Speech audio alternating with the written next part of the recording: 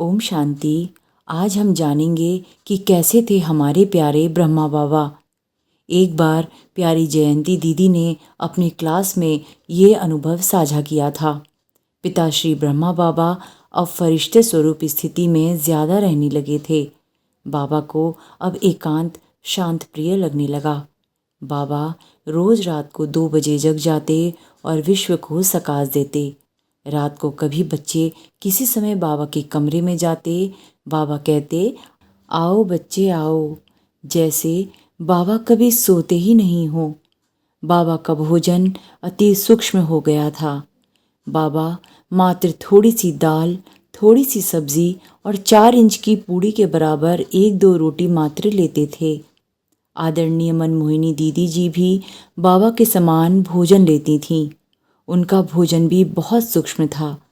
मधुबन में ठंड इतनी होती थी जो जून जुलाई में भी कंबल रजाई लेनी होती थी, तो बाबा ठंडी में दिल्ली या बॉम्बे चले जाते थे।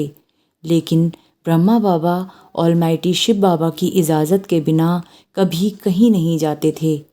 बाबा संदेशी को भेजकर ऑलमाइटी से पूछकर हर कार्य करते थे। एक बार बाबा का बॉम्बे जाने का प्रोग्राम बना। सभी को सूचना दी गई कि बाबा बॉम्बे आएंगे और इतने दिन वहाँ रहेंगे। मधुबन का कारोबार बॉम्बे से होगा। बाबा के आने की खबर सभी सेंटर्स पर पहुँच जाती थी। सारी तैयारियाँ हो जाती थीं। बाबा की पैकिंग हो गई, टैक्सी भी आ गई।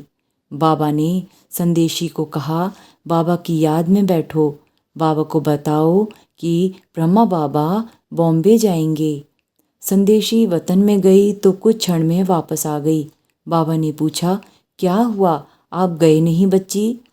संदेशी ने कहा, बाबा वतन में लाल झंडा दिखा, शिव बाबा तो नहीं दिख रहे हैं। बाबा ने कहा, बच्चे फिर से जाओ और बाबा को कहो कि बाबा बॉम्बे जा रहे हैं। संदेशी पुनः वतन में गई और ऑलमाइटी बाबा से कहा, बाबा ब्रह्मा बाबा बॉम्बे जा रहे हैं। ऑलमाइटी बाबा ने कहा, बच्चे बॉम्बे नहीं जाना है, लाल झंडे का अर्थ आप समझे नहीं। संदेशी नीचे आई और बाबा को कहा कि ऑलमाइटी शिव बाबा की मना है कि बॉम्बे नहीं जाना है। बाबा ने 1 सेकंड में कहा, अच्छा बच्ची।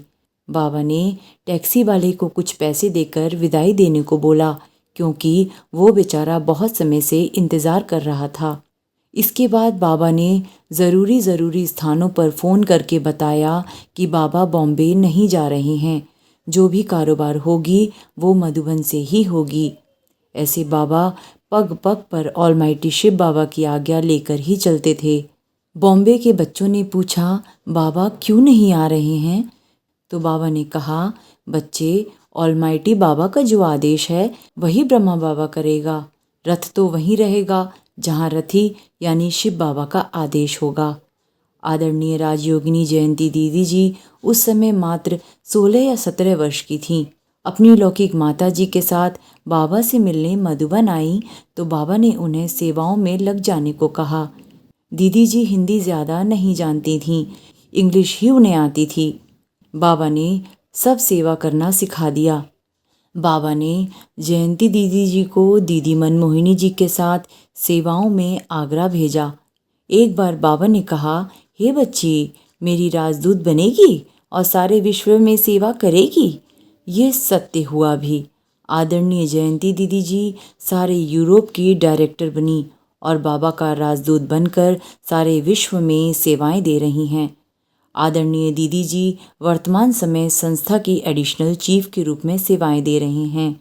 बाबा ने अधिकांश आदि रतन बच्चों के भविष्य का राज खोल दिया था।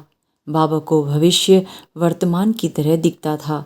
ऐसे थे त्रिकालदर्शी हम सब के प्यारे ब्रह्मा बाबा। ओम शांति।